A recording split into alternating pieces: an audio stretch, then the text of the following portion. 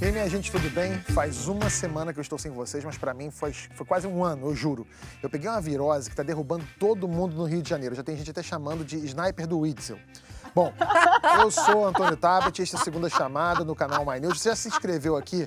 Bom, pra quem ainda não fez, é só clicar nesse botão, inscreva-se nesse retângulo vermelho que tem aqui embaixo. E tá feito. Agora, é importante você estar logado no seu e-mail do Gmail, senão não consegue se inscrever. Hoje, aqui no programa, as nossas musas que sabem tudo de economia e política, Mara Loquet e Daniela Lima. Dani, a gente estava com saudade de você aqui no programa. Do outro lado, Marilis Pereira Jorge e o jornalista Pedro Doria, que já está virando da casa aqui no Segunda Chamada. E hoje tem Escola Sem Partido. O que esse projeto de lei pretende fazer ou desfazer pela educação dos brasileiros? Mais ou menos médicos. Cuba se estranha com Bolsonaro e médicos já começam a deixar o país. E aqui a gente vai colocar na mesa os dois lados dessa história.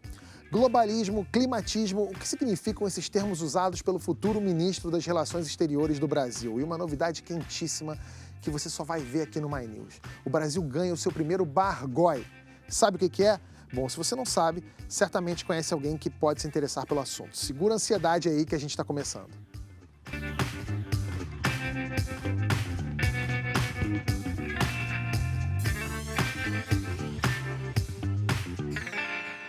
O projeto de lei Escola Sem Partido tem rendido bate-boca e confusão no Congresso e nas redes sociais, é claro. A cada dia, um novo penduricalho vai sendo acrescentado à lei. Na última versão do texto do relator Flavinho, do PSC, ficou proibido o uso da palavra gênero e da expressão orientação sexual em sala de aula. Isso passaria a valer para os materiais didáticos e livros. Esse projeto começou em 2015, questionando a doutrinação ideológica na sala de aula. Como é que será que vai se ensinar o substantivo? Vai ser do gênero masculino ou feminino? Será que as pessoas vão poder concordar em gênero e número? Não, pode falar Como é que não vai poder usar a palavra gênero? Pode falar assim, o pi masculino, o pi feminino. Isso é muito louco, né, Pedro? É muito louco, mas eu acho que tem uma hora ali que a gente tem que começar a perceber que a discussão é divertida, envolve esse público conservador mais hardcore forte, mas é uma discussão fictícia. O Supremo já deu todos os indícios de que, se for aprovado pelo Congresso, o Supremo vai derrubar. Mesmo dentre os conservadores, você começa a perceber que há um racho. O Olavo de Carvalho, esses dias, gravou um vídeo metralhando o Escola Sem Partido. Quer dizer, é uma discussão, talvez seja uma discussão interessante, mas não parece que vai virar fato.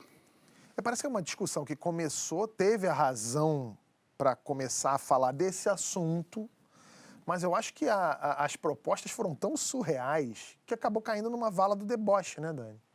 Então, tem dois aspectos que eu acho que são importantes da gente tratar nesse caso. O primeiro é, por mais que não vire realidade, digamos assim, abre um flanco para uma exposição de ideias muito, não é nem antiquadas, é assim, são ideias que estão no lugar errado sobre o que é a escola. Isso, para mim, é um ponto. O outro ponto é, você começa a ver muitos professores, porque isso atrás desse debate sobre a escola sem partido, vem um debate sobre como os professores estão dando aula. E aí você vê vários relatos de professores que dizem, olha, eu sempre fui mal pago, eu sempre trabalhei demais, nunca tive estrutura, mas é a primeira vez que eu me sinto tratado como um inimigo da sociedade, ou alguém que está prestando um desserviço porque ensina mal. Isso é muito perigoso e eu acho que a gente precisa começar a olhar para esse assunto como um todo de uma forma mais séria mesmo, mais crítica, porque daqui a pouco a gente já está tendo esses relatos de embates, especialmente em universidades, que é onde essa coisa ela vem de verdade com força, né? É na universidade que você vai falar sobre socialismo, marxismo, comunismo, sobre ideias liberais, líderes, enfim. Ali, esse debate ele floresce, de fato, com mais força e com mais conteúdo. Senão isso vai se alastrar de um jeito, vai ser um tal de vídeo de professor ali, vídeo de professor aqui, gente, não vai ser saudável. E você alimenta essa violência, os professores já sofrem uma violência na sala de aula. A gente vê relatos de professores, principalmente os professores da rede pública, que sofrem violência, não só da rede pública, na rede privada também, que sofrem violência. Isso alimenta essa animosidade em relação ao professor. E essa estrutura de perseguição, de macartismo, sabe? De ir denunciar, de apontar o dedo, enfim. E o nome, eu acho que esse debate, ele começou errado. Primeiro que é um debate fora de época. E o nome Escola Sem Partido, as pessoas começaram a debater o Escola Sem Partido sem ler o que diz o Escola Sem Partido. O que diz o Escola Sem Partido tem um partido muito claro ali. Defende um partido muito claro. Esse é um ponto importantíssimo. E a outra questão é, você para de debater o que de fato importa. Educação no Brasil é muito ruim, gente. Essa é a questão. Você pega as Base pesquisas... curricular. Não, e você pega as pesquisas, o cara chega na universidade tendo uma capacidade de interpretação de texto super baixa. Isso não é... Assim, esse é o problema, entendeu? Não é se o professor é de direita, de esquerda. Para mim, quanto mais gente diferente você estiver falando num lugar, melhor, maravilha. Claro que sim. Eu ressaltaria, inclusive, um ponto que é o seguinte. A tese, obviamente, está furada, né? Porque se, no fim das contas, as pessoas mais bem educadas do país ajudaram a eleger Jair Bolsonaro, que doutrinação marxista é essa que está acontecendo nas escolas? O cara tem Não 60%, 70% dos votos em quem ganha mais de 10 salários mínimos, quem tem ensino superior completo. Então, deu muito errado. Existe uma teoria de que as universidades estão tomadas por gente de esquerda e tal. A gente sabe que tem muita gente de esquerda, tanto entre professores quanto, enfim, alunos e tal. Agora, gente, isso sempre foi assim. Não tem nenhum levantamento consistente para dizer, de fato, qual é o tamanho disso, quanto, de fato, as pessoas se alinham à direita ou à esquerda dentro das universidades. Agora, o fato é, isso sempre existiu. Eu acho que não funcionou, porque quando você chega na faculdade, as pessoas, teoricamente, já têm que ter um preparo para lidar com isso e absorver, ter um pensamento crítico para absorver essas informações. Então, assim, eu concordo com o Pedro, acho que isso não vai passar, isso vai bater no STF, que já sinalizou dizendo que vai barrar isso daí, e a discussão mais importante é isso, é a qualidade do ensino, que é uma bosta. Bom, mesmo quem reconhece que existe doutrinação nas escolas, diz que a lei não vai servir para nada. O Pondé mandou um vídeo para a gente falando sobre isso. Roda aí, Bia.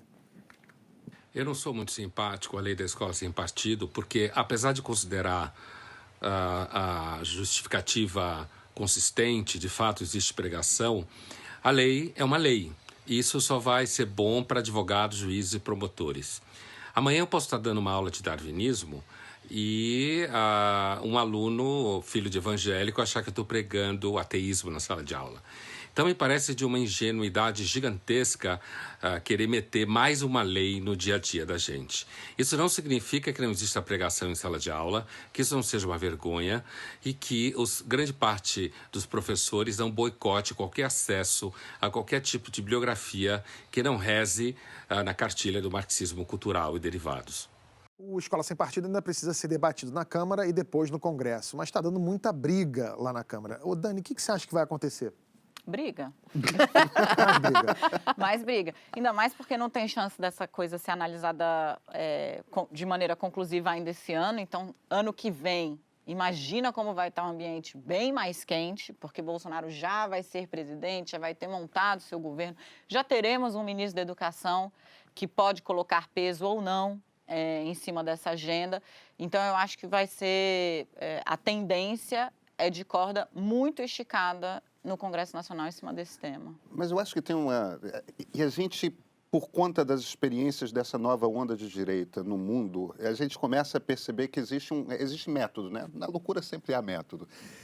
E esse tipo de pauta, assim como a questão, por exemplo, nos Estados Unidos, da questão do direito de você poder comprar a arma que você quiser, na hora que você quiser, no fim das contas, é menos importante como discussão política de fato e mais importante para você manter as tropas unidas. Assim como o PT, durante os últimos 2 anos, usou primeiro a história do golpe e depois a história da prisão do Lula, que era uma interferência na eleição e tudo mais, usou aquilo para manter a militância aguerrida, combativa, a direita está usando exatamente o mesmo método. No fim das contas, questões como, por exemplo, discussão a respeito de gênero, a questão de escola sem partido, é a mesma coisa. É o tipo de coisa que você pode falar, qualquer político de direita pode falar à vontade, sabe que vai inflamar a militância, sabe que vai deixar a turma aguerrida e, no fim das contas, isso é força política. Você mantém o seu exército ali com arma em punho, digamos Eu acho que isso tudo começou mesmo por conta de campanha eleitoral, né? Não dá pra gente fingir que não existe nas universidades.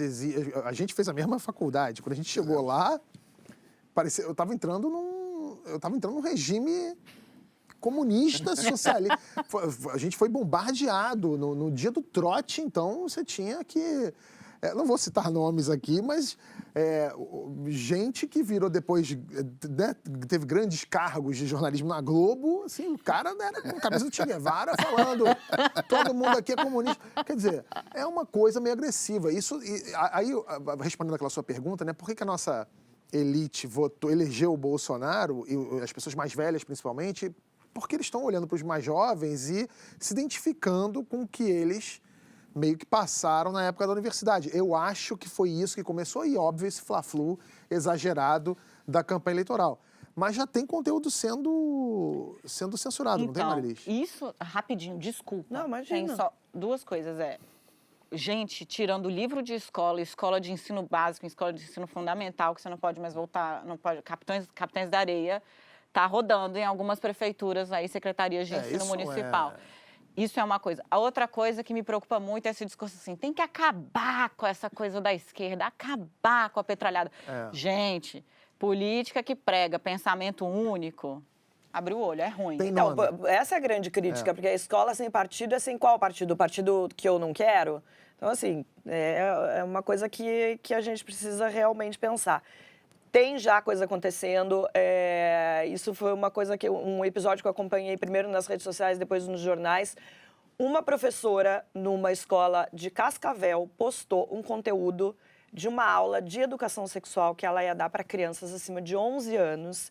E assim, foi metralhada nas redes sociais. O prefeito da cidade, que é o Leonardo Paranhos, prefeito de Cascavel, determinou o afastamento dela por 30 dias... para averiguação, classificou o episódio de negligência da professora. Gente, a gente vai parar de ensinar educação sexual para as crianças num país que a maioria das vítimas de estupro são crianças e adolescentes e são vítimas dos próprios familiares, de amigos de familiares, acontece dentro de casa. E adolescentes grávidas, né? Adolescentes grávidas, gente. Não vamos esquecer aí que as meninas hoje em dia estão menstruando cada vez mais cedo, com 9, 10 anos. Elas precisam saber o que acontece com o corpo delas, precisam de informação. Essa professora foi afastada e eu vou te falar, não é só um caso isolado, uma atitude isolada desse prefeito. Fui ler os comentários nas redes sociais desse post dele e realmente assustador de como as pessoas apoiam esse tipo de coisa. Então, mas é porque a discussão ela ficou muito enviesada, gente. E aí eu acho que quanto mais a gente trata desse assunto sem colocar assim pingo no i, mais a gente contribui. Está muito enviesado, está muito torto. Parece que falar de educação sexual virou uma coisa assim, como se você estivesse ensinando pornografia na sala de aula. E não é isso, sabe? As pessoas precisam... A gente precisa começar a encarar esse tipo de debate com maturidade. Pois é, o debate ficou não falta, infantilóide. então, uma... A gente não sabe nem quem vai ser o ministro da Educação ainda, mas assim, a gente precisa de alguma coisa, de alguma autoridade de peso, respeitada, porque não dá... Você falou agora, por exemplo, que as pessoas acham que vai ser pornografia. Mas é que você imagina, para uma mãe... Uma mãe ignorante, ultra religiosa, de algum lugar ermo do país, se o professor fala pênis para ela, já é pornografia isso. E não é, a gente sabe que não é, mas não falta uma robustez maior. Mas eu acho que isso Mas não tá, acontece só com uma mãe ultra-religiosa, não acontece. não coisa do Não, país. ele tá dando eu não tô um- dizendo, eu acho que não tem tô dizendo que é muita só coisa. com isso, tô falando, eu dei um exemplo. Eu imagino também que tem dondoca em tal lugar que também acha um absurdo, que não quer que o filho dele corra o risco de mas ser Não, uma gente, coisa que vamos ela não quer encarar uma crescer. coisa. As famílias brasileiras sempre tiveram dificuldade de falar sobre sexo com os filhos. Isso não é uma coisa de agora, não é uma coisa que daqui para frente, a partir do dia 1º de janeiro, vai parar de se falar sobre educação sexual e antes era tudo uma maravilha. sempre houve essa dificuldade. Eu acho que o que a gente está vendo agora é essa dificuldade escancarada. Agora, você tirar das escolas e querer transferir para as famílias, dizendo, não, a família tem que ter a responsabilidade da educação sexual, é só você agravar um problema que já existe. Sabe o que eu acho? Pegando esse seu exemplo de gancho, essa é uma oportunidade de ouro, talvez, quem sabe, para as escolas exercitarem de fato a democracia interna e a interlocução com os pais. A escola vai ter aula de educação sexual, chama uma reunião enorme de pais e mestres, apresenta o material didático, debate, explica, gasta saliva, perca seu tempo. Até porque vai ter muito pai que vai aprender. Vai. Agora, E o pai vai aprender. E o pai vai ver de verdade Exatamente. que não é o livro que tem o dedo que separa. Então, não sei o quê. esse episódio... Teve muito material de disseminação de informação falsa sobre o que é material didático e tal. Enfim, então, se você acha que é importante ter educação sexual na sua escola ou discutir livros como esses que estão causando debate agora, faça isso. Exercite seu poder de, convencimento. Então, Dani, esse episódio do livro que o Bolsonaro levou, inclusive na entrevista do Jornal Nacional, isso tudo contribuiu para que as pessoas ficassem muito mais confusas do que já estavam. Porque, por exemplo, aquele livro não era um livro para crianças de 6 anos. Ele nunca foi adotado. Nunca foi adotado pelas escolas, só que essa informação foi disseminada. Assim, como que uma criança de 6 anos vai aprender o que tem naquele livro? Não é para acontecer, é preciso um debate. A criança vai aprender de acordo com a idade dela, o que é adequado para a idade dela. Eu acho que é esse debate que tinha que acontecer, não o debate se deve ou não ter educação sexual nas escolas. Bom, depois... Fala, Pedro. Fala, Pedro. Pois é, eu não sou... A Dani parece ser mais otimista do que eu. Eu não acho que vai ter... Embora fosse excelente se as escolas chamassem os pais, houvesse um Vamos diálogo, dar um tudo apoio, mais. então. Não, eu sei disso. Hashtag chame os Hashtag pais. converse com os pais. É só que a Hashtag gente também- MyNews, conversa com os É só pais. que a gente também não pode fingir que a gente não está vivendo em 2018, a caminho de 2019. E aí tem 2 características que arrebentam com o projeto. A primeira característica é o seguinte: ideologia virou uma coisa que tem sinais claros, né? Então, se você é uma pessoa que se considera conservadora, você tem que ser contra a educação sexual nas escolas, ponto. Você não pode ter uma opinião divergente. Você tem que adotar todo aquele pacote. É a mesma coisa na esquerda, né? Virou uma coisa de você pensar de forma complexa, concordar com os pontos, discordar de outros pontos, fica um troço impossível. Eu não sei se eu concordo com bastasse você isso, nisso. então a gente já vai. Não bastasse isso, tem uma segunda questão que é a seguinte: mentira e verdade estão convivendo e se misturando na dieta de informação das pessoas de uma forma tal que eu não acho nem que os professores, quando forem falar para os pais, são imunes a isso. Então, a gente está entrando num mundo muito complicado de discutir política a sério. Não, Mas você discordava. O que eu ia falar é que eu não acho que todas as pessoas que se alinham ideologicamente com o pensamento, elas têm aquele pensamento igual em relação a todos os pontos. Claro. A própria questão da educação sexual da escola, eu não acho que todo mundo que votou no Bolsonaro, que tem até um problema de entendimento sobre a questão da ideologia de gênero, né, que é um assunto que está sendo muito falado, eu não acho que todas essas pessoas sejam contra a educação sexual na escola. Marilis, eu não acho que todas sejam contra. E é claro que quando você joga para a humanidade, qualquer generalização vai cair numa armadilha, porque você sempre vai encontrar exceções, e às vezes as exceções não são poucas. Mas eu acho o seguinte: se você pega, e isso é uma coisa que a gente consegue perceber olho nu, e já tem pesquisa de cientistas políticos em vários pontos do mundo observando isso, que é a turma mais militante, ou seja, aquela galera que vai lá e vai para a reunião Que e vai para as discutir, redes sociais, inclusive. esses são extremamente Sim, aguerridos sim, concordo. com a agenda. Quer dizer, E são inflexíveis. eles são inflexíveis. Intransigentes. Não aceitam qualquer tipo De interferência, divergência, nem não, debate. Tipo, não estão ali para o debate, né? Não estão sensíveis a um argumento que possa... Posso contar mais um caso que já aconteceu? Tem uma feira que acontece já há 23 anos em Uberlândia, ela é promovida pela Universidade Federal lá de Uberlândia, que chama Feira Ciência Viva. Participam todas as escolas públicas e privadas, e esse ano um vereador foi lá querendo barrar alguns projetos que iam ser apresentados simplesmente porque eles falavam o tema desses projetos era sobre desigualdade de gênero. O que aconteceu foi que a prefeitura acabou proibindo que todas as escolas municipais participassem dessa feira, que é um evento tradicional da cidade que já acontece há 23 anos por causa do tema desses projetos. Esse assunto vai render muito ainda, a gente vai falar muito de escola sem partido aqui nos próximos programas, com certeza. Depois do famoso vai para Cuba, chegou a vez do vem para Cuba. A ordem é do governo da ilha aos cidadãos que trabalham no programa Mais Médicos aqui no Brasil. Cuba não gostou das exigências que Jair Bolsonaro fez pela continuidade do programa e, claro, Bolsonaro também não se conteve nas críticas que fez aos cubanos da campanha. Agora, enquanto Bolsonaro fica de um lado e Cuba do outro, no meio ficam as pessoas que são ou eram atendidas. Quase metade dos médicos do programa social é de Cuba. Esse mapa mostra onde estão os médicos cubanos. Olha aí. Eles estão em 2.857 dos 4.058 municípios no Mais Médicos. Segundo a Confederação Nacional dos Municípios, mais de 1.500 cidades contam só com médicos cubanos. Uma delas é Jaboatão dos Guararapes, na região metropolitana do Recife. O programa Mais Médicos tem 19 profissionais atuando na cidade. 14 deles são cubanos. A repórter Priscila Holanda foi até lá para saber como é que o povo recebeu essa notícia. Olá, pessoal do My News. Aqui quem fala é Priscila Holanda, diretamente de Pernambuco, mais especificamente da cidade de Jaboatão dos Guararapes. Aqui na cidade, 14 médicos cubanos chegaram para reforçar o atendimento em unidades de saúde básica e unidades de saúde da família. Cada médico deve prestar assistência básica e consulta para cerca de 4.000 pacientes. Quero dizer que a preocupação da gente com relação ao médico cubano é porque com eles já não é tão bom e sem ele vai ser pior. Porque os médicos cubanos, eles atendem bem, eles atendem na situação que os postos do município se encontram, eles atendem e não reclamam. E os médicos brasileiros, eu acho difícil querer trabalhar nos postos médicos na situação que os postos se encontram no município. Se vocês pesquisar por aí em todo o município a situação dos postos médicos, os médicos brasileiros não vão querer atuar.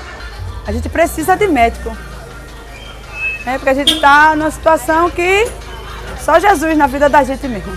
Vai ser mais difícil, porque antigamente os outros médicos daqui da região ou do estado, eles mal vinham trabalhar, vinham uma vez por semana.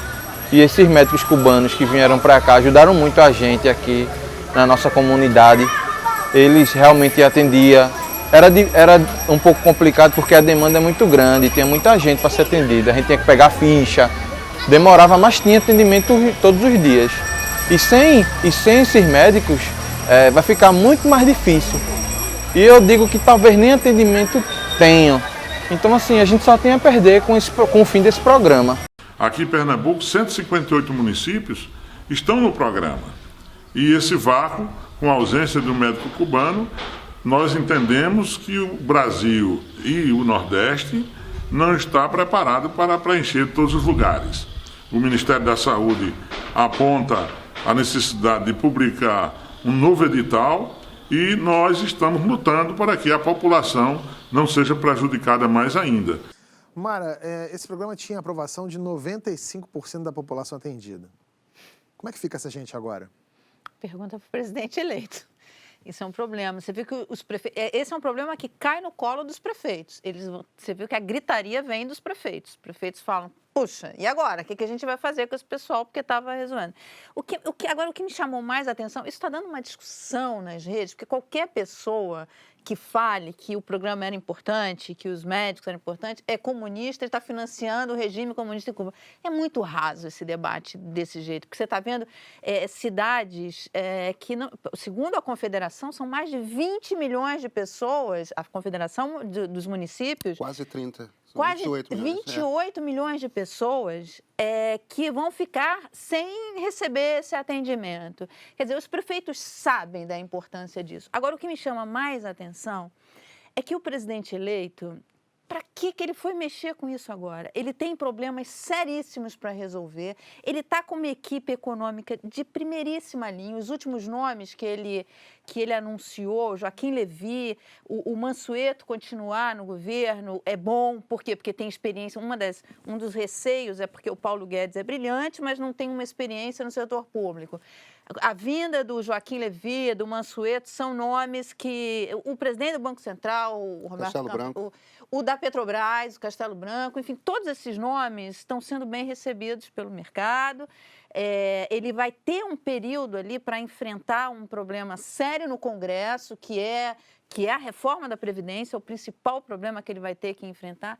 Para que ele arruma outros focos de briga? Para que ele se mete com os árabes que compram a carne brasileira? Me fala por que ele faz isso. Eu não entendo. Por que ele se mete com a história da questão dos médicos cubanos se não houver uma resolução? A nossa repórter estava em Jaboatão, que é uma cidade grande, que está perto de Recife. E o pessoal a população ribeirinha do Amazonas? Quem que vai atender essas pessoas? A gente tem médico para mandar lá?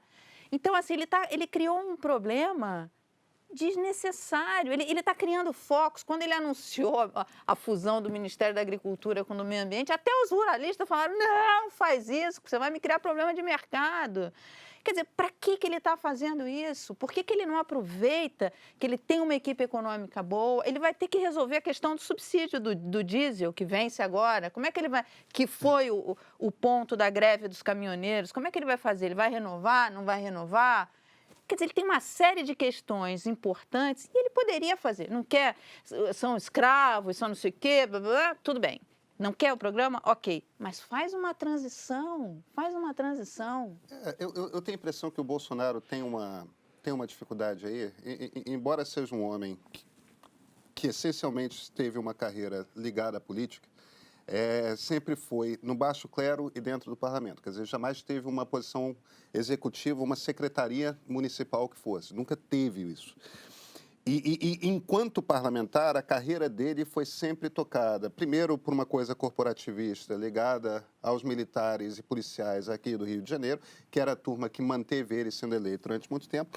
E, em segundo plano, sempre, desde o início, usando essa estratégia de falar coisas fortes que dessem matéria em jornal, que dessem alguns minutos no Jornal Nacional, que chamassem atenção. E que funcionou durante a campanha. Na campanha, até por conta do afastamento das televisões, do afastamento dos jornais como fonte de informação das pessoas e do crescimento das redes sociais, onde esse tipo de embate é favorecido, esse tipo de campanha, falando absurdos, falando coisas muito fortes, favoreceu demais ele. Ainda mais quando ele, depois da facada, se afastou de não dar entrevista e tudo mais. Mas né? aí a gente chega num ponto que eu acho interessante. Eu acho que a facada foi fundamental nesse processo, porque claro que enquanto ele falava essas coisas que ele fala e gosta, as manchetes e tal, isso é muito bom para quem quer se eleger deputado. Com certeza. Se ele não tivesse sido vítima de um atentado e tivesse falado as coisas que ele falou, eu acho que não teria tido o sucesso que ele teve, não. Olha, a partir do momento que ele deixou de precisar se expor ao contraditório, não foi mais a debate, não deu mais entrevista, a não ser para repórter amigo e tudo mais, ele ficou muito protegido e ele entrou naquele espaço meio vago que é quase como se ele tivesse um discurso para públicos diferentes, né? A turma liberal, muito preocupada com a economia, ouvia um Bolsonaro. A turma radical de direita ouvia um segundo Bolsonaro. Os militares ouviam um terceiro Bolsonaro. É quase como se você pudesse, por conta da fragmentação das redes sociais, ouvir, escolher e pensar o Bolsonaro que você quisesse. O problema é o seguinte, ele é presidente eleito.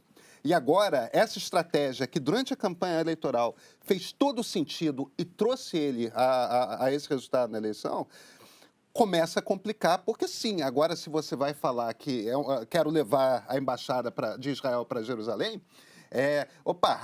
aí 40% da carne brasileira que é exportada para o mundo árabe, os árabes começam a reclamar. Aí vai ter que discutir. O chanceler falou, não vou. Do Egito falou, não. Cancelou a viagem. Exatamente, quer dizer, o problema dessa estratégia é muito boa para a campanha em rede social, para presidir vai ser um atrito e uma crise atrás da outra se ele não mudar. Bom, a gente quer deixar claro aqui que não achou bom, porque toda vez que a gente fala do atentado ao Bolsonaro aqui, que a gente falou que foi positivo para a campanha dele, as pessoas no comentários falam assim, vocês acharam bom? Não, óbvio que não. Não foi uma violência estúpida, a gente é contra qualquer tipo de violência, o atentado foi um absurdo. Mas é reconhecer que é um movimento muito marcante da campanha e que teve efeitos políticos. É só isso. Ninguém está falando assim, que ótimo que ele levou a facada. Claro que não, isso é uma imbecilidade, nunca ninguém seria a favor de algo assim. Voltando ao Mais Médicos, pelo acordo, o governo brasileiro paga um salário de R$ 11.520 ao governo cubano, que repassa só 25% aos médicos. Tem pelo menos 150 médicos cubanos brigando na justiça para poder clinicar no Brasil fora desse acordo, recebendo o salário integral. Em 2017, o governo cubano suspendeu o envio de 710 médicos em represália aos desertores. Profissionais que estavam aqui e não queriam voltar para lá por conta desse problema de salário. Mas, afinal, uma pessoa adulta com formação não tem o direito de escolher onde quer trabalhar? Eu vi gente argumentando que tem um contrato e que o médico sabia dessas condições. Mas para comprar um escravo no século XIX, você também tinha um contrato. Era perfeitamente legal, o que não quer dizer que seja moral ou justo, né? Não fosse moral ou justo na época. Não paga mal, não pega mal, na verdade, paga mal e pega mal. Não pega mal para a gente também aceitar esse tipo de mão de obra nessas circunstâncias? Será que a gente não pensa, a gente pensa muito nas nossas cidades, no nosso povo que não recebe atendimento médico que deveria receber, mas e essa gente? Ok, você está completamente certo, está errado isso. Mas não é assim que se resolve. Ou a gente vai cancelar as exportações para a China, porque eles usam trabalho que pode não ser exatamente o que a gente entende como direitos trabalhistas. Ou a gente não vai mais ter relações comerciais com a Arábia Saudita, porque o presidente está lá, o príncipe que teve o caso do assassinato do jornalismo. Não é assim que se resolve. Diplomacia é outra coisa. E tem um ponto que você comparou aí, fez uma comparação com o escravo. Eu acho importante a gente deixar claro que o cara não é obrigado a vir para... Quando o médico fala, olha, eu aceitei os termos desse acordo com Cuba. O médico vai lá, assina e tal, e ele vem. É uma linha de carreira. São 66 países no mundo trabalham com médicos cubanos. Alguns deles, inclusive, de Cuba. E alguns deles, importantíssimo, é o principal, mais do que o turismo. Cuba atende de graça. Países muito pobres, países na África, os médicos vão para lá e o governo de Cuba não cobra nada e eles trabalham. Isso ajuda, inclusive, a sustentar o discurso que o governo cubano faz para, talvez, convencer o médico. Não, tem, de fato, como eu posso dizer, um pano de fundo humanitário. Porque, assim, esses caras vão para lugares onde os médicos formados no Brasil não querem trabalhar.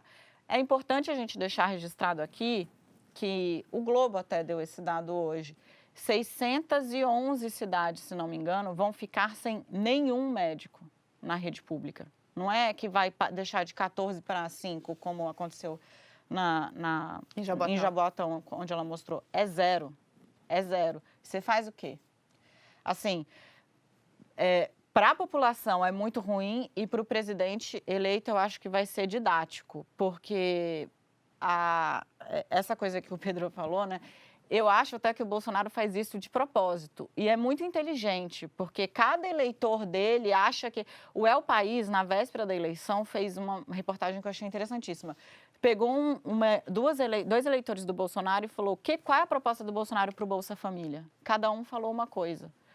Porque ele faz discursos tão... Às vezes ele vai e se diz, aí fala uma coisa e fala outra. Nesse caso do Mais Médicos, por exemplo, ele criticou anos na tribuna da Câmara, anos, dizendo que não se atenderia com um médico cubano, que o serviço era uma bosta. São declarações até preconceituosas, no sentido de que você desrespeita o profissional de saúde do outro país. Você pode até achar que ele não tem preparo para trabalhar no Brasil, enfim, mas não precisa ser preconceituoso.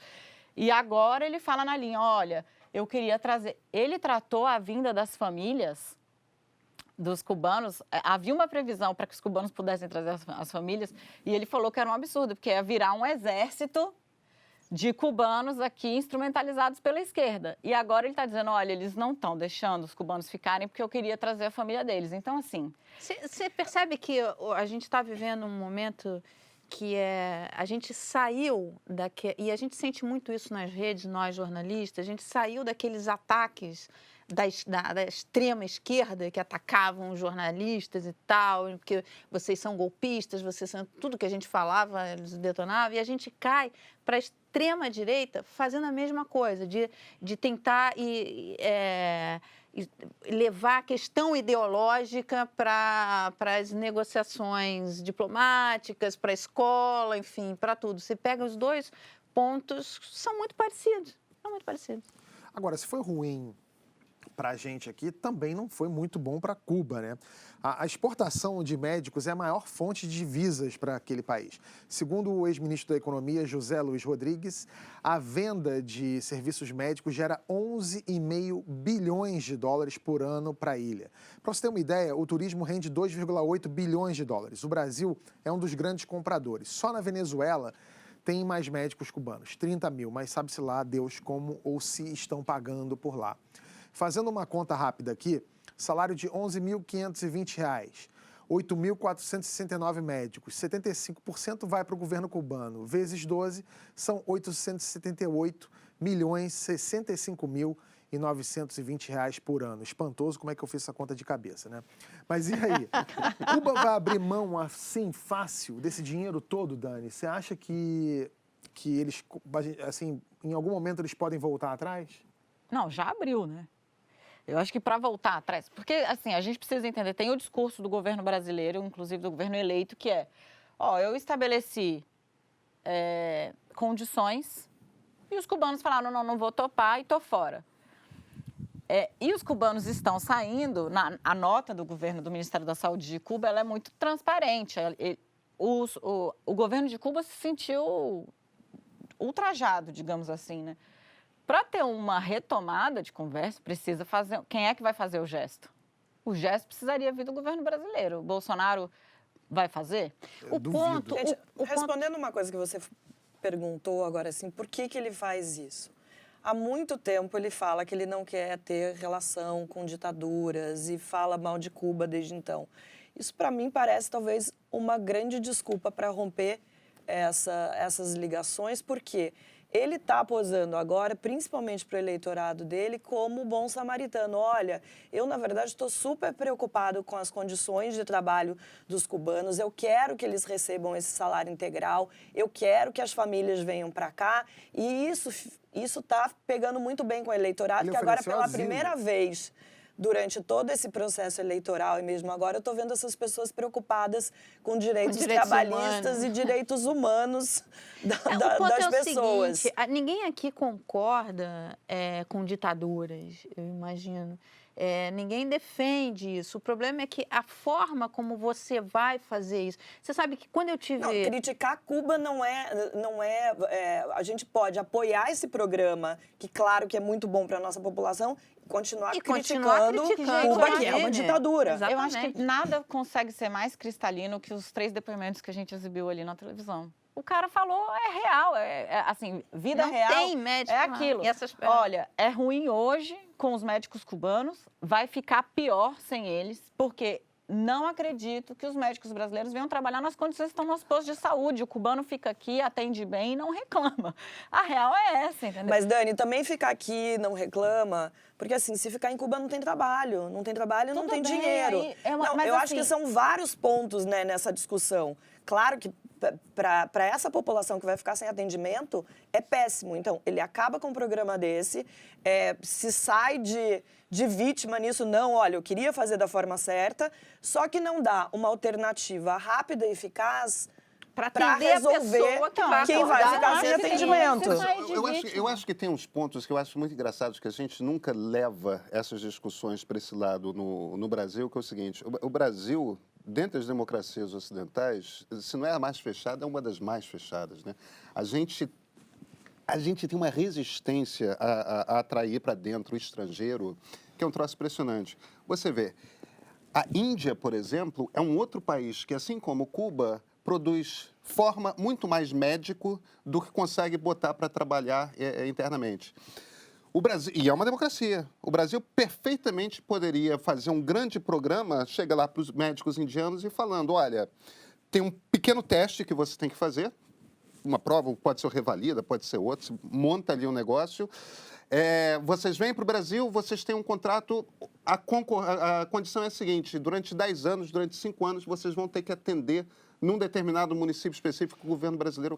Quer dizer, existem esses espaços, existem outras maneiras de resolver isso. Mas o problema é que o Brasil decidiu que quer resolver isso com médicos brasileiros, o que não vai acontecer porque você não pode obrigar ninguém a ir para lugares paupérrimos, muito longe dos grandes centros, Então, mas aqui ainda mais quando o médico ganha bem no Brasil, Por né? exemplo, a gente fica pensando em lugares paupérrimos onde né? Mas assim, aqui no Rio, o Crivella está reclamando. Não, claro. Porque em São Paulo, Claro. a prefeitura sempre pagou salários mais altos, ofereceu salários mais altos para médicos que fossem para a periferia. E não consegue achar alguém para atender em Parelheiros. Então, assim, não vai ficar só lá para cima o negócio, não. Todo mundo vai sentir. E a questão de financiar ditaduras, é claro que é ruim para qualquer uma delas, e tem várias no mundo com quem nós temos relações comerciais e relações diplomáticas, que tudo bem, o Brasil pode ter tem que ter uma posição de diplomacia forte para não contribuir com esses regimes. Sim, mas não é dessa forma. Mas, Mara, tem uma questão pragmática muito mais simples. Quanto mais você isola politicamente uma ditadura, mais agressiva essa ditadura fica. É verdade. O isolamento diplomático. Exatamente. Isolar diplomaticamente, isolar comercialmente uma ditadura é pior. É pior. Você está alimentando aquele regime. E Cuba vem num momento baby steps, digamos assim, mas de abertura. Só para deixar uma provocação no ar, depois eu me retiro. Essa semana, ontem, eu acho,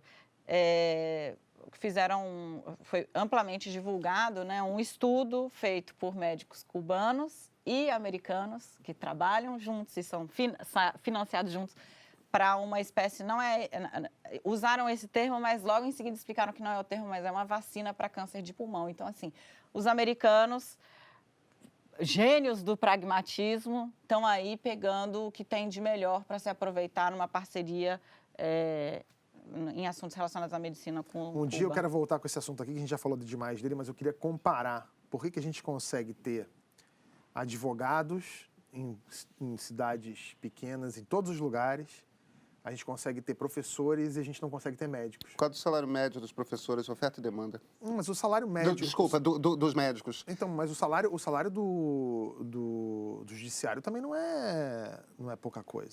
Só que no judiciário você não tem escolha. Quando você passa no concurso para juiz, ou você aceita aquela vaga que o desembargador mandou você ocupar, ou você não tem. Enquanto que o médico, início de carreira no Brasil, já sai ganhando R$10 mil e pode escolher, porque são poucos. Então, tem talvez menos aí do a que... gente tem que virar uma ditadura, então. Botar o médico para trabalhar lá em Jaboatão de Guararapes. É uma solução, Tabet. Eu não sei se eu quero viver nesse país, mas...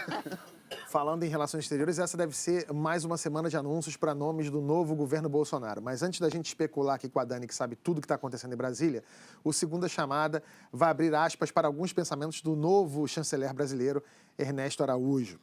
Aspas. Quero ajudar o Brasil e o mundo a se libertarem da ideologia globalista. Globalismo, ele explica, é a globalização econômica que passou a ser pilotada pelo marxismo cultural. Araújo diz também que a esquerda sequestrou a causa ambiental com a ideologia da mudança climática, o climatismo, que, segundo ele, sufoca o crescimento econômico de potências capitalistas e favorece o crescimento da China. Algumas dessas colocações do Araújo, que ele andou dizendo por aí, né, ele já disse que são ironias, são coisa do blog, mas as que não são. Será que agora a gente vai brilhar mundo afora de um jeito meio doido? Cara, isso me lembrou tanto Armazenamento, sabe? Dilma 2, a missão. Me lembrou muito, muito. Acho que vai vir uma temporada de memes, assim. Qual é a linha que separa a zoeira? Cara, assim, os diplomatas, via de regra... São as pessoas mais loucas que eu conheço. Mas eles são contidos publicamente. Publicamente. Ele é um caso raro de um diplomata... que expõe opiniões políticas ainda mais tão polêmicas quanto as que ele expunha nesse blog. Então, assim, a gente precisa partir desse pressuposto. Ele é meio que um cara que destoa muito do padrão do Itamaraty. A reação dentro do Itamaraty, ninguém diz que ele é despreparado, tá? Ninguém diz que ele é um cara... que não tem intelectual para estar no cargo e tal. As pessoas dizem que ele é um cara inteligente. Não, o Clóvis Rossi diz que ele é o cabo da Ciolo intelectualizado. Então, o Pra mim, foi a melhor definição. problema é o jeito como ele pensa, como ele enxerga o mundo. Porque, assim, você pode ser brilhante, mas vê as coisas de um jeito muito enviesado. Ele é um cara que nunca exerceu o papel executivo. Ele nunca chefiou, comandou uma embaixada fora do Brasil, ele foi promovido há pouquíssimo tempo. A coisa que ele vai ter ali com uma cozinha mais qualificada do Itamaraty é o sogro dele, que foi secretário-geral do Itamaraty na gestão do Fernando Henrique. Ele é diretor do Departamento dos Estados Unidos, Canadá e Assuntos Interamericanos. Mas não é um... Recentemente. E também não é um órgão que fica lá fora, apesar de parecer. E não é também um órgão executivo, digamos assim. Ele foi uma indicação do Eduardo Bolsonaro? Assim, ele ganhou... Tem vários padrinhos, mas o que eu acho que era importante a gente destacar aqui é o Olavo de Carvalho, já citado. Porque o Olavo de Carvalho teve um papel na indicação dele, ele se aproximou dos filhos do Bolsonaro, isso virou uma coisa meio não dá para dizer padrão, porque tem algumas portas de entrada ali. Você pode entrar pelos militares, pela família ou pelo partido, digamos. Mas ele se aproximou dos filhos, sim, mas eu acho que essa ponte, Olavo de Carvalho, que é o cara que faz ali, tem uma conversa muito próxima, digamos, não só com o Bolsonaro, mas com o Eduardo. E o Eduardo é o filho do Bolsonaro que está nessa ponte aérea Estados Unidos-Brasil. Então, durante a campanha, um pouco antes da campanha, ele foi para os Estados Unidos se encontrar com o tal do Steve Bannon, e aí conversou, e não sei o quê, e nananã. Depois tentou organizar uma viagem do pai para lá e tal. Então, é ele que está meio fazendo essa ponte. A ver se vai dar certo. Olha, assim, a gente precisa só, apesar da risada aqui, entender que nunca antes na história desse país, como diria Luiz Inácio Lula da Silva, um presidente eleito no Brasil tem uma imagem tão ruim lá fora. Tão ruim. Assim, Economist, a gente fica aqui nessa brigada de rede social que é muito besta, falando, Economist é comunista, o Wall Street Journal é comunista. Pelo amor de Deus, gente, não. Os investidores lá fora leem isso. E apesar dessa boa vontade do mercado, tá todo mundo olhando assim. Não, e você está tocando num ponto importantíssimo. Aí saiu pega dinheiro de chanceler estrangeiro da Bolsa e não voltou, porque esses estrangeiros estão olhando, falando, o que vai sair disso daí? Dessa dicotomia. É o populismo de direita ou é a agenda liberal? Porque essas são duas coisas antagônicas. Agora, você falou aqui que ele está montando uma equipe econômica de alto nível. Hoje, o Paulo Guedes anunciou o presidente da Petrobras. O que o mercado está lendo dessa movimentação? A equipe econômica está muito bem avaliada. Quer dizer, o fato do Mansueto ficar, a volta do Joaquim Levy, são nomes muito reconhecidos tecnicamente. O Paulo Guedes tinha toda aquela discussão se que ele vai ter um choque de realidade com o que é trabalhar no governo e tal, mas você tem um Mansueto que tem experiência, que está aí já, né? Enfim, tem Joaquim Levy que tem uma grande experiência, são nomes reconhecidos. Agora, a questão então, assim, você tem o mercado que está dando esse benefício, né? Essa coisa de falar assim, olha, a gente acredita nesse governo. Quando começam esses ataques, é muito ruim, porque ninguém está torcendo contra. O país chegou a uma situação tão difícil que é uma maldade torcer contra. Todo mundo está querendo que ele realmente acerte, pelo menos nesse começo. É muita gente sofrendo. Até porque são as nossas vidas, né? Exatamente, gente vive aqui. A gente vive aqui, a gente está empreendendo aqui, a gente está montando um canal aqui. Por que a gente está fazendo isso? Porque a gente acredita nesse país. Você tem condições, todos nós aqui temos condições de arrumar as malas e ir embora, entendeu? Estudar, passar um ano sabático, passar 4 anos fora. Mas a gente acredita. Existe um grande percentual de pessoas que acreditam. Agora, essas pessoas não estão... Assim, os estrangeiros, por exemplo, não voltaram para a Bolsa. Por quê? Porque querem ver o que vai... Eu acho que tem um ponto que é importante ressaltar, porque para a maioria das pessoas não está claro que existe um conflito ideológico profundo dentro do regime Bolsonaro que ainda não nasceu. O Eduardo Bolsonaro, que é aparentemente o padrinho mais importante do Araújo, o Eduardo Bolsonaro é Dos 3 filhos com influência política, o com maiores ambições intelectuais, no sentido de ele tem ali um bocado por conta do que ele aprendeu no Instituto Mises, um bocado por conta do que ele aprendeu com o Olavo de Carvalho, ele tem uma visão de mundo ali, que é uma visão de mundo que se encaixa perfeitamente com a visão de mundo que o Steve Bannon traz dessa nova direita que é anti-globalização e mais nacionalista, é anti-China, é uma coisa, é um processo que, para os Estados Unidos, faz todo sentido por um motivo muito simples. Entre a queda da União Soviética e 5, 10 anos atrás, os Estados Unidos estavam, como potência econômica, sozinhos no mundo. De repente, a China, tudo que ela plantou nos últimos 20 anos começou a vingar e a China se tornou um possível adversário comercial gigantesco para os Estados Unidos. O problema do Brasil é o seguinte: hoje a China é o principal parceiro comercial brasileiro. E o governo Lula surfou no crescimento chinês. Claro que sim. E tem um segundo aspecto aí importantíssimo, que é o seguinte: a China vai começar agora uma série de obras de infraestrutura na Ásia e na África, que são a nova rota da seda, que vão acelerar o quê? Novamente, um novo ciclo de boom de commodities. O Brasil vende ferro, vende petróleo e vende soja, que é exatamente o tipo de produto que é hipervalorizado nesses períodos. Aí, a gente traz para o Itamaraty um pensamento político de alinhamento com os Estados Unidos, que neste momento não tem mercado para commodities, um pensamento que é, em essência, anti-China, no momento em que a China pode ser justamente o país que mais vai botar dinheiro dentro do Brasil. Isso está em total contradição com os projetos do Paulo Guedes. Existe essa contradição Pedro Doria que para ministro das Relações Exteriores, porque Deus me o que ele livre. está falando é de uma importância, e é exatamente isso, é de uma E importância, essa perder uma contradição, o oportunidade. fato de que o Araújo e o Paulo Guedes, do jeito que um pensa, o outro pensa, o fato de que essas duas formas de pensar e ver o mundo são absolutamente incompatíveis, não está sendo realçado o suficiente. Mas não encaixa. Esse, na verdade, esse é o modelo do governo que ele está montando. Então, assim, só para matar aqui. Como é que é esse entorno dele, Dani? Tá. Conta pra mim, assim, porque tem tanta gente. Tem os Bolsonaro, tem o general Mourão, tem o... General Heleno, acho que é talvez até mais Tem importante. a Joyce, tem o Heleno. A informação que eu tive, Tem o inclusive, é Onix. que o Heleno foi colocado ali para ser...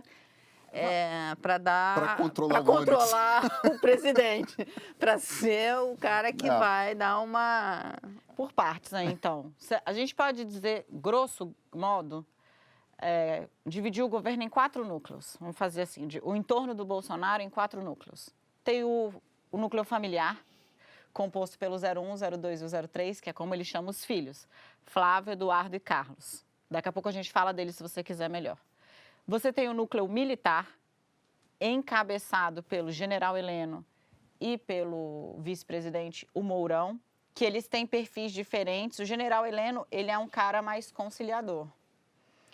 É um militar moderado, digamos assim. Não deixa de ser um general, mas ele é o que eu quero dizer com isso? Porque a gente tem que explicar, porque senão as pessoas ficam, não.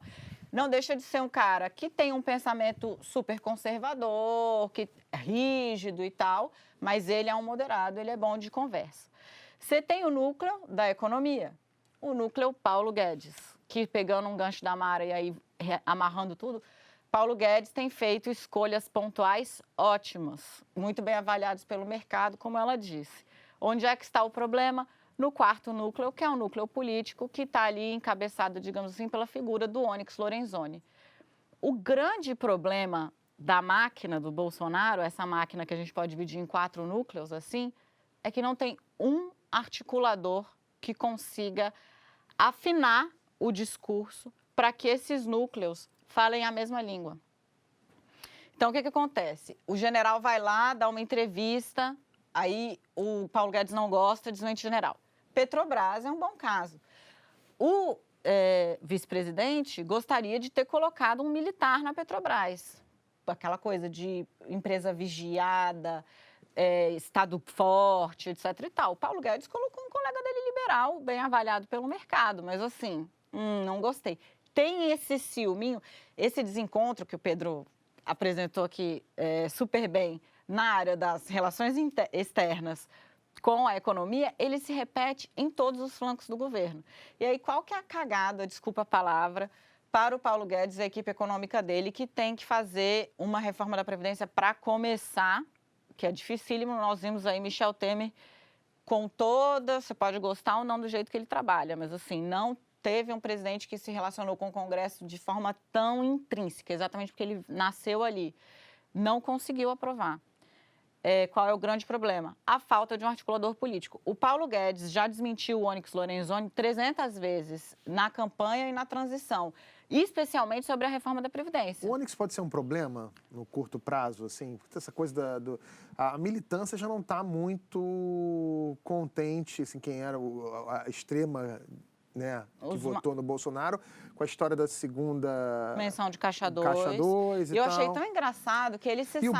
E o Bolsonaro falou que na equipe dele não precisa nem ser condenado. Se a pessoa for réu, ele já tira da equipe. Eu acho que ele vai mudar um pouco. Você vê que com a Tereza Cristina, ele já tá falou, eu falado, sou réu. já. O que você vai... Você vê que é mais um exemplo do discurso do Bolsonaro, cada um guarda uma coisa.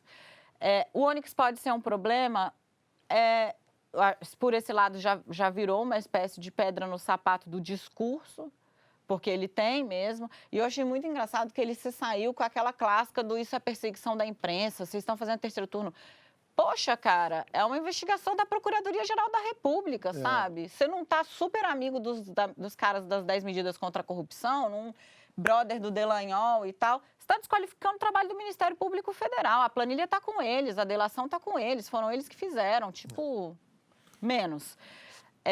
Além dessa coisa do verniz do discurso que tira um pouco, tem o fato de que ele não foi um parlamento, como todo o núcleo do Bolsonaro, que ascendeu com o Bolsonaro, parlamentar de linha de frente. Não. Grande líder. Ele tentou em algum momento lá atrás, na época do Mensalão, mas não... Não, ele teve uma projeção na CPI, fazia bastante barulho, mas fazer barulho é diferente de liderar. Fazer não está mais no palanque, não está mais no palanque. Agora tem um país inteiro que sofreu muito. Os anos de governo Dilma, os últimos anos, foram sofridos, muito sofridos. As pessoas viram isso. Mesmo pessoas que foram atendidas pelos programas sociais sofreram, porque o Bolsa Família, por exemplo, perdeu o poder de compra com a inflação. A gente teve ali, a gente está com uma população inteira esperando para que, poxa, que a gente saia disso, minimamente, a gente comece a respirar. Então, assim, ele tem isso a favor dele. Ele foi um dos maiores críticos da reforma da Previdência apresentada pelo Temer. Ele fez oposição frontal. Batia dia e noite. Tanto que quando o Paulo Guedes chegou, ele falou, não, é bom que aprova alguma coisa, pelo menos, da reforma agora. Como é que ele ia fazer? Mas eu acho que tem a história de campanha. E você está falando do governo Dilma, falando em PT, semana passada rolou um climão no encontro do Lula com a juíza que assumiu a Lava Jato. O Lula tentou crescer para cima da juíza Gabriela Hard e levou se o senhor começar nesse tom comigo, a gente vai ter um problema. Se alguém que já adotou essa frase no dia a dia, eu estou adotando direto. Meus filhos já ouviram umas 3 vezes. Se começar nesse tom comigo, a gente vai ter um problema. Funciona? Super funciona. Já tem até camiseta, né? Já teve que usar, Marilis? A gente usa sempre, né? Mulher, então, e a gente que está nas redes sociais ali, volta e meia, apanha de um lado, apanha de outro. Acho que é uma frase boa para dizer, olha só, eu não estou aqui de brincadeira, mas acontece. Mas assim, eu assisti o depoimento todo, eu achei até que a juíza estava um pouco nervosa, mas ela foi bastante firme o tempo todo. Não vi tantos episódios de machismo, como teve gente apontando ali o tempo todo. Achei que o ex-presidente também estava nervoso. Mas ela se posicionou muito bem ali no começo e eu acho que deu o tom que tinha que dar para o depoimento. E a situação dela não fazer deve um palanquinho ser simples, ali, né? ela... Que ele já tinha deixado bem claro, dito que... O que a gente precisa considerar aqui, ó? Era a primeira vez que ele estava saindo da cadeia depois de 7 meses preso. Primeira vez real oficial. Não tinha ido para lugar nenhum. O Moro tinha acabado de sair. O juiz que botou o cara atrás das grades saiu para virar ministro da Justiça do Bolsonaro. Então, imagina como é que ele não estava, depois de ter perdido a eleição. Então, ele ia aparecer pela primeira vez com o cara que botou ele na cadeia no governo do presidente eleito, que derrotou o candidato dele. Então, ele já tinha avisado que ia usar para fazer um discurso de cunho político e, inclusive, criticar o Moro e tal. Então, acho que a juíza já estava meio vacinada. O que eu acho ruim do episódio como um todo é que vai manter essa aura, digamos assim, de embate Lula-Justiça, entende? A coisa precisava normalizar, gente. É assim, é uma audiência, o Lula tem que ser tratado como um preso comum. É o que ele é um preso. Mas, Dani, ele é ex-presidente da República, é um político habilíssimo e ele sempre vai puxar para o espetáculo político. Isso não adianta, eu acho o ruim nesse caso. Não é que eu discordo de você, não. Não. É só que eu acho que é inevitável, porque o Lula leva para o lado político. Ele sempre vai tentar levar, agora E ele é bom disso, né? Mas qual é a armadilha? E é inclusive por isso que ele é bom, digamos assim. É que ele puxa o juiz para a política. É claro. E isso é o que faz do Moro hoje um cara amado por uma parcela da população e detestado por outra, que viu na migração dele para o governo, aí, ó, falei que esse cara era político, o Lula sempre falou que esse cara era político. Agora, a defesa do Lula não pode reclamar, né? Eles estão há quanto tempo, Dani, pedindo o afastamento do Moro dos casos em que o Lula está sendo julgado. Então, assim, ele está saindo, tem outra juíza agora no lugar. Não, ela mas saiu depois que condenou. Era uma juíza substituta. Então, agora está querendo que o Moro volte, pedindo para ele voltar. Então, assim, decidam-se, né? Mas tem um aspecto aí que eu acho... Estou tentando lembrar quem é que chamou a atenção disso na imprensa esse fim de semana. Você diz que você não te incomodou como machismo aquela coisa de quem entende de cozinha mulher, não? No discurso. Olha, eu não me incomodou. Depois eu entendo de cozinha, mas não tanto quanto seu marido, mas... Eu fico imaginando se fosse Bolsonaro na cadeira dos réus ou um Bolsonaro qualquer falasse... Sempre vai ser politizado. O Lula é impressionante. O Lula é tão machista e tão misógino quanto o Jair Bolsonaro. Também acho. E, no entanto, o Lula sempre escapa. A militância nunca bate. Não, a militância nunca bate. Isso não vai acontecer. Ele pode falar, ele é o tipo de pessoa que pode falar o que quer que seja, e não só ele. A gente já viu episódios de machismo envolvendo pessoas da esquerda muito piores do que ele fazer aquela relação ali com a cozinha. E a esquerda, a militância feminina de esquerda, porque eu acho bom colocar isso, porque não existe só feminista de esquerda. Claro, existem feministas com outras ideologias. Nunca vai bater, vai se fingir de morta sempre. Vou puxar a sardinha para o nosso lado, sim. Você, antes de dizer, a imprensa também não fala nada. Mano, dá um Google. Quando teve a história do grelo duro, que ele mandou tem uma mulher de grelo duro para fazer... Os jornais foram atrás dos movimentos feministas para dizer, e aí? Não, é uma expressão comum no Nordeste, passaram um pano, como dizem na internet, né? Mas eu acho que episódio pior. Teve a história da Manuela Dávila e do Boulos no palanque da prisão, né? Quando o Boulos era essa grande liderança futura e a Manuela Dávila era a menina bonitinha, né? Não lembro, eu tô parafraseando. Chamava de menina. Era duas lideranças de igual porte. Na verdade, a Manuela provavelmente uma liderança mais relevante dentro da esquerda do que o Boulos. E, no entanto, o Boulos é a liderança futura, aquele sujeito barbado e tudo mais. Enquanto que a Manuela é a menina bonitinha. E, de novo, registre-se, se você procurar, você vai ver. Foi feito reportagem, sim, perguntaram se ela tinha se incomodado, ela disse que não. Claro que não. Bom, a gente está falando aqui de mulheres e tal, mas, Pedro, tem uma coisa que nós dois aqui, homens, sabemos, tá? Sobrou pra gente? Sobrou pra gente. Essa coisa da confraria dos homens, né? Que a gente tem essa coisa de brother...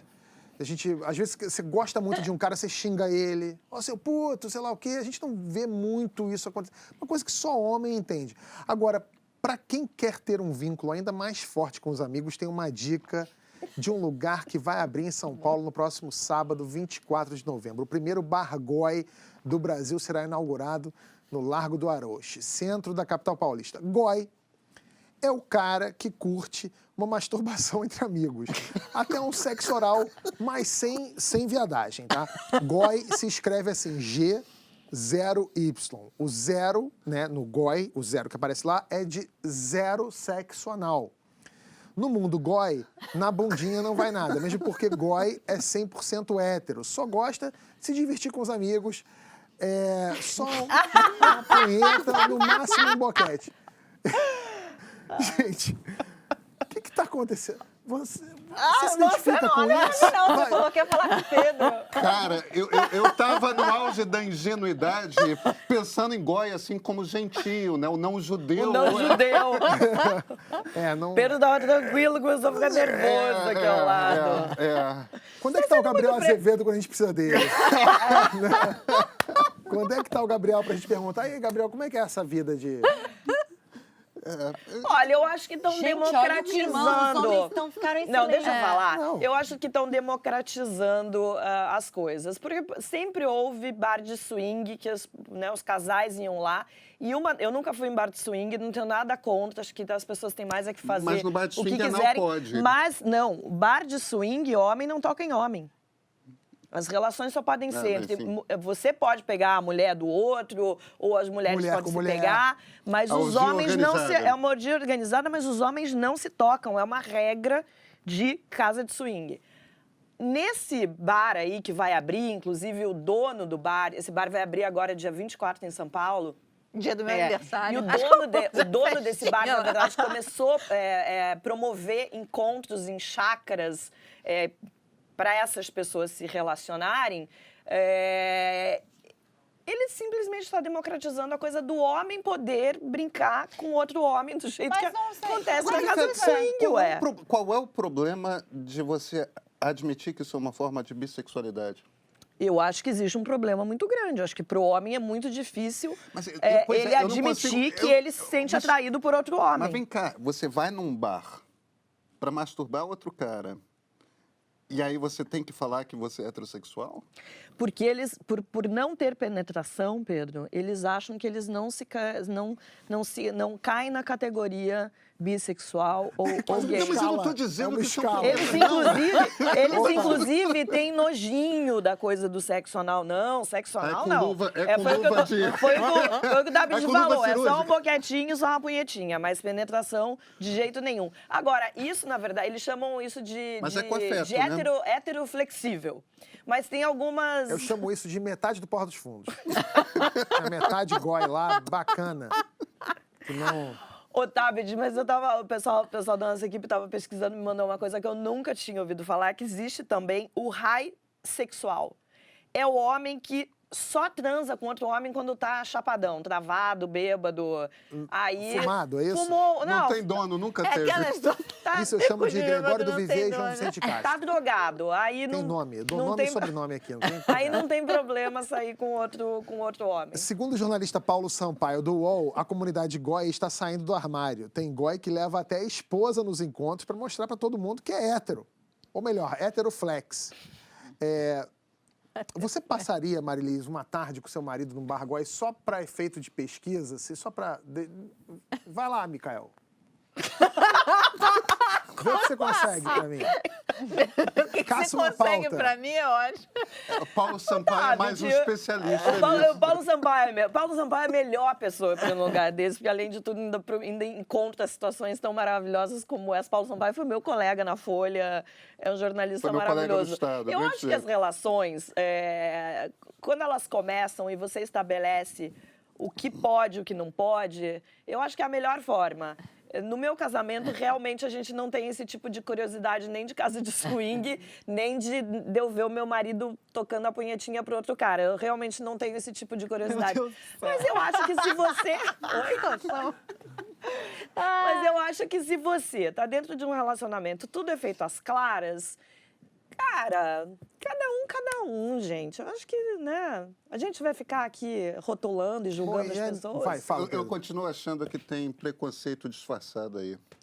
Mas claro que é uma coisa de Então, você preconceito. tem que ficar confirmando que você é heterossexual quando obviamente não é. Cara, assume logo, vai lá. Não, e o que esse cara contou, e o Paulo colocou na matéria que é curioso, e você vê que não é uma coisa tão... Né? O Paulo é de uma ironia maravilhosa. Mas o Paulo conta, entrevistando o dono desse bar, é que já teve casos aí de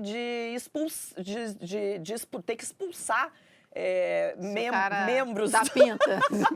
Como é tem que expulsaram esse expulsar membro? membros do grupo quando rola mais do que só... Quando rola que pode penetração. Quando rola viadagem. Porque isso é... Né? Eles falam disso. Aqui é sem viadagem, cara. Você acha que a Eles usam o punheta e termo. o boquete não é viadagem? Eles usam o termo Tá, sem o termo viadagem. Entendi. Assim, Você acha que... Acho pra caralho. que não pergunto o que eu acho. Não, eu quero saber o que você acha. Eu acho que não. Só punheta e boquete não é viadagem entre dois homens? Pra mim, eu não chego nem perto, não dou nem beijo de bochecha eu dou. Não quero, tô tendo Ah, mas é muito alfa, Brasil. Otávio, Mas eu não Tabet, posso fazer, eu Tabet. sou obrigado agora a dizer, eu gosto, assim. Não. Ô, Tabet, Não, você não é é hétero 100%? Não tem aquele 1%? O 1% vagabundo é lésbico. Você sabe que tem algumas pesquisas que dizem que as pessoas não são 100% heterossexuais. Sabe que tem pesquisa que diz que as pesquisas erram muito. Tem exceção, comprova a regra, cheio de coisa.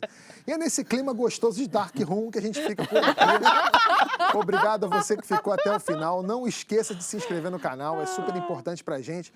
Compartilhe o vídeo com seus amigos, com a sua família e deixe seu comentário com a sua crítica, sugestão ou até elogio. Quem sabe, né? Vai que a gente ganha um elogio. Exato, aí. meu Deus. Vai que a gente ganha uma punheta em algum lugar aí. Que isso? Tô brincando, gente. É brincadeira, é só uma piada pra manter o assunto quente. A gente volta semana que vem. Valeu. Tchau. Que coisa, né? Gente, eu acho uma loucura isso. Aquele texto do Paulo é assim... Eu não conhecia. Eu não li essa matéria, não. É uma novidade. Vou te Tá no mandar. blog dele lá do E Ovo? vai abrir um bar em São Paulo, acho que no ar hoje, dia 24. Do lado da Folha. Fala em conta os personagens. E eles vai ter esse bar com vários ambientes escuros, buraco na parede.